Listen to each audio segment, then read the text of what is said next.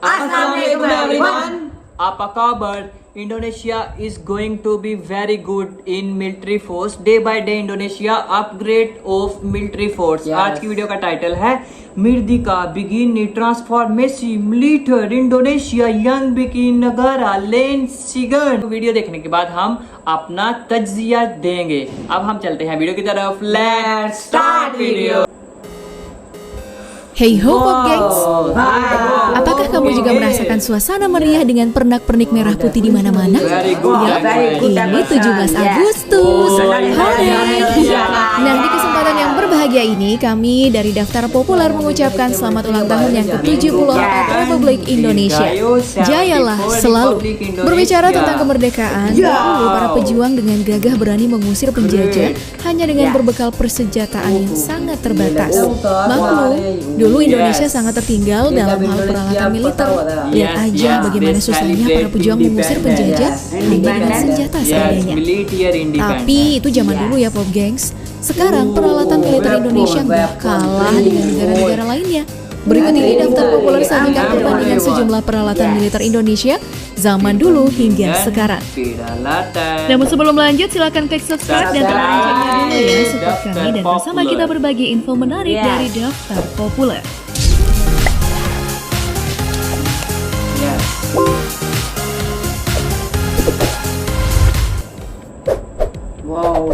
Senjata tangan. Dulu, para pejuang kemerdekaan menggunakan bambu runcing, panah sumpit, dan berbagai senjata tradisional lainnya. Selain karena gampang dibuat dan didapatkan, senjata-senjata tersebut juga hebat loh. Tak hanya menyayat, tapi juga menghasilkan luka dan rasa sakit yang sulit untuk ditangani medis. Kayak luka saat ditinggal pas lagi sayang-sayang. Nah, saat ini Indonesia nggak hanya mempunyai senjata tangan yang canggih, tapi sudah mampu memproduksi senjata tangan yang disegani dunia. Salah satunya itu adalah SPR-2 buatan Pindad. Senapan dengan panjang 1,75 meter dan berat 19,5 kg ini dibekali alat bidik teleskopik dengan pembesaran hingga 10 kali. SPR-2 ini mampu melesatkan peluru berkaliber 12,7 mm dengan kecepatan 900 meter per detik. Untuk menjangkau sasaran sejauh 3 km, hanya butuh kurang dari 4 detik saja. Wow.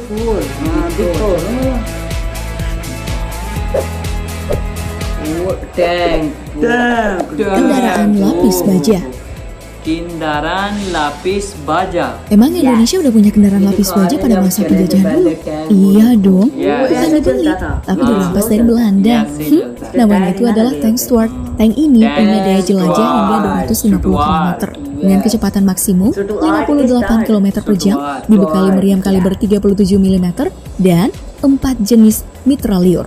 Tank ini digunakan dalam perang melawan Jepang maupun beberapa operasi militer lainnya. Kini Indonesia sudah punya puluhan. Nah, tank salah satunya itu adalah tank Leopard 2RI buatan Jerman yang dilengkapi dengan meriam 120 mm, L44, teknologi night vision dan mode senyap. Bukan hanya itu, Indonesia juga sudah bisa memproduksi tank sendiri. Namanya adalah tank Harimau. Tank kebal ledakan ini telah disematkan remote control weapon system, alat pengarah tembakan digital yang merupakan teknologi pertama di dunia.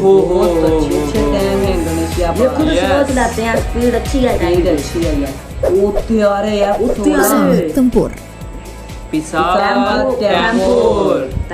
Zaman perang kemerdekaan, Indonesia sudah punya pesawat tempur loh. Namanya itu adalah pesawat Cureng. Dilansir dari Kompas.com, pesawat Cureng ini merupakan peninggalan Jepang yang kemudian jadi salah satu andalan dalam melawan agresi militer Belanda pertama. Cureng dilengkapi dengan senapan mesin di bagian sayap dan di belakang penerbang. Pesawat tersebutlah yang melancarkan pemboman ke tangsi militer Belanda di Semarang, Salatiga, dan Ambarawa yang bikin Belanda terusik. Nah, untuk kini Indonesia sudah punya puluhan pesawat tempur. Nah, yang terbaru itu adalah Sukhoi Su-35 jet tempur Sukhoi buatan Rusia yang dilengkapi navigasi otomatis dan komunikasi radio modern serta rudal R-73, senjata cannon, bom, dan roket. Wah, makin kuat nih.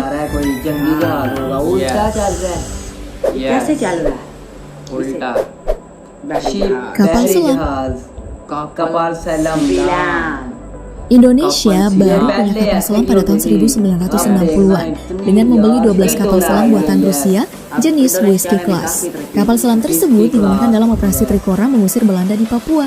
Sayangnya, kapal selam tersebut tak dilengkapi toilet. Jadi kalau kebelet gimana dong?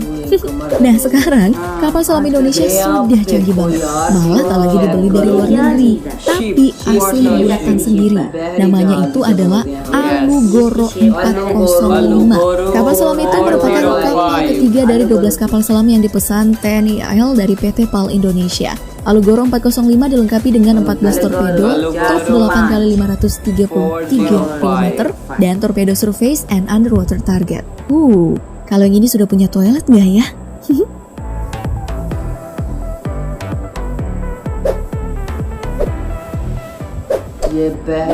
Kapal perang. Selain kapal selam, peralatan militer yang beroperasi di laut juga ada kapal perang. Ayo coba tebak ya Pop Gengs, nama kapal perang tertua di Indonesia apa ayo?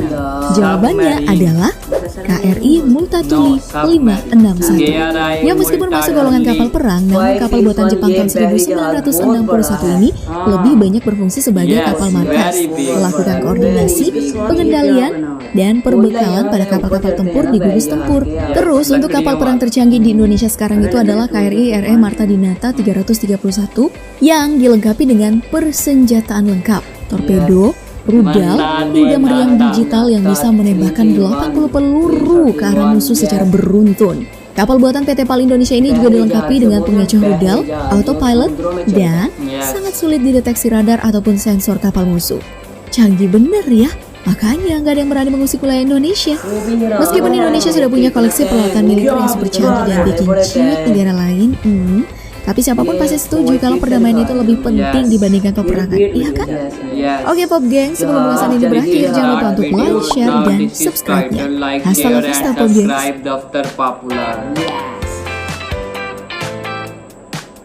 ये थी आज की वीडियो जिसने हमने देखा कि Indonesia day by day अपने आप को किस तरह से अपग्रेड कर रहा है। इंडोनेशिया अपनी मिलिट्री को बहुत ज़्यादा अपग्रेड कर रहा है, जदीद वेपन ला रहा है, जदीद से जदीद वेपन को इस्तेमाल कर रहा है।